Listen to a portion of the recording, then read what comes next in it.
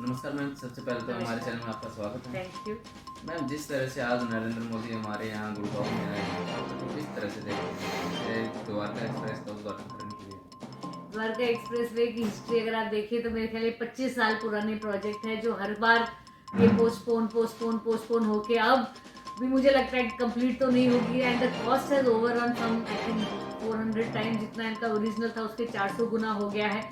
और जो इन्होंने कम से कम कई हजार पेड़ काटे हैं, जो उन्होंने आज तक कॉम्पेंसेटरी फॉरेस्टेशन की बात है तो एक पेड़ नहीं लगाया। जैसे सोना रोड के लिए भी जब उन्होंने 10,000 पेड़ काटे थे, ये प्रॉमिस किया था कि हम लोग 20,000 पेड़ लगाएंगे, और आज सोना रोड तो कंप्लीट होकर तैयार हो गया, 10 साल ऊपर हो गए, लेकिन एक भी पेड़ जब हम आरटीआई लगाई तो पता चला कि हरियाणा सरकार कहती है कि हमारे पास पेड़ लगाने की जगह नहीं है। तो आपके पास पेड़ काटने की तो जगह है, पेड़ लगाने की जगह नहीं है। तो प्रधानमंत्री आज आए हैं उद्घाटन करने।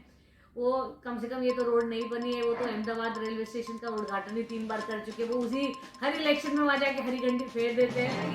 तो ये राजनीतिक वो क्या बोलते हैं इसको, बस खिलवाड़ हो रहा है।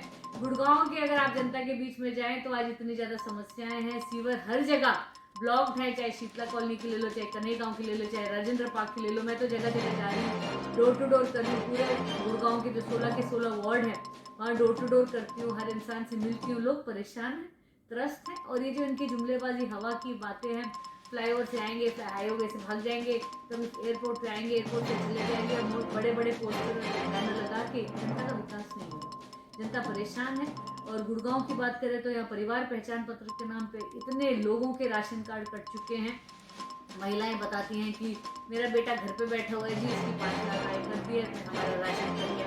यहाँ पे महिलाएं आके मेरे क्लिनिक में रो चुकी हैं, क्या है कि मेरे हस्बैंड का स्ट्रोक हो रखा था, 3 बेटियां हैं, मैं बर्तन मांज के मैं ये अपने बच्चों का पेट पाल रही हूँ, मेरा 12 साल से राशन आ रहा था, अब कट गया है। एक मुझे अशोक देहात में आदमी मिले जो 71 ईयर्स के हैं, उनकी वाइफ की देहांत हो गया है, दोनों बेटियों की शादी हो गई, उनका परिवार पहचान पत्र नहीं बना। बोले मैं अपने परिवार पहचान पत्र में किसका नाम डालूं, किसका नाम डालूं का क्या मतलब है? क्या सिंगल आदमी का परिवार पहचान पत्र नहीं बन सकता? अब परिवार पहचान पत्र नहीं है, इसलिए उनके 2 महीने से बुढ़ापा पेंशन कट गई। वो आदमी 6 बार चक्कर काट चुके विकास सदन के भी, वहां जाते हुए बोल देते सेक्टर 34 में चले जाओ। लोग इतने ज्यादा त्रस्त हैं, और मुझे लगता है इतनी जो इनकॉम्पिटेंस है भारतीय जनता पार्टी की सरकार की। आज मैं आपको आज की आधे घंटे पहले की बात बताती हूँ। ज्योति पार्क से फोन आया कि यहाँ पे गाय मरी हुई है, 3 दिन से गाय का बच्चा जो है कचरे के ढेर में पड़ा है, बहुत बदबू आ रही है। मैंने उनकी जो निगम की हेल्पलाइन पे फोन किया, उन्होंने कहा नहीं जी हमारे पास मत करिए, ये सुपरवाइजर का नंबर, आप उसको फोन करो। मैंने उनको कॉल किया, वो नंबर स्विच ऑफ। मैंने उनको वापस कॉल किया, बोले नहीं जी थोड़ी देर बात करना। मैंने कहा आप मेरा कंप्लेंट लिखो, मेरा काम ये थोड़ी ना मैं अपने प्रैक्टिस छोड़ के बस ये काम करूंगी, इसको फोन कर उसको फोन कर। आप कंप्लेंट रजिस्टर करिए, तुरंत प्रभाव से काम कराइए। आप गौ माता के नाम पर तो आप गाय को बचाने के लिए तो आप बड़े बड़े दावे करते हो, वहां पर गाय का बच्चा 3 दिन से मरा है, उसको उठा नहीं सकते। कम से कम इतनी तो ह्यूमैनिटी होनी चाहिए। यहाँ पे मिस गवर्नेंस का पूरा गुड़गांव का बेड़ा गर्क है। मोदी जी आए और मोदी जी जाए, ज्यादा कोई फर्क नहीं पड़ रहा है, क्योंकि जनता जो है परेशान है, त्रस्त है, और वो उन्हीं को वोट करेंगी जो हमारे लोगों का काम कराएंगे।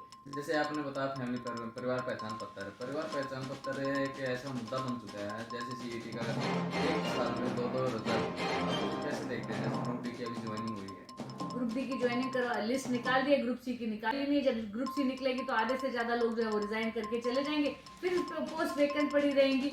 हरियाणा सरकार जो भारतीय जनता पार्टी के अंडर लगातार इनकी जो मिस गवर्नेंस इनकी होती रही है, और लोग परेशान हैं, त्रस्त हैं। 10 साल हो गए हैं, इन्होंने 2 लाख नौकरियां पड़ी हुई है, खाली पोस्ट ही उनको भर नहीं रहे।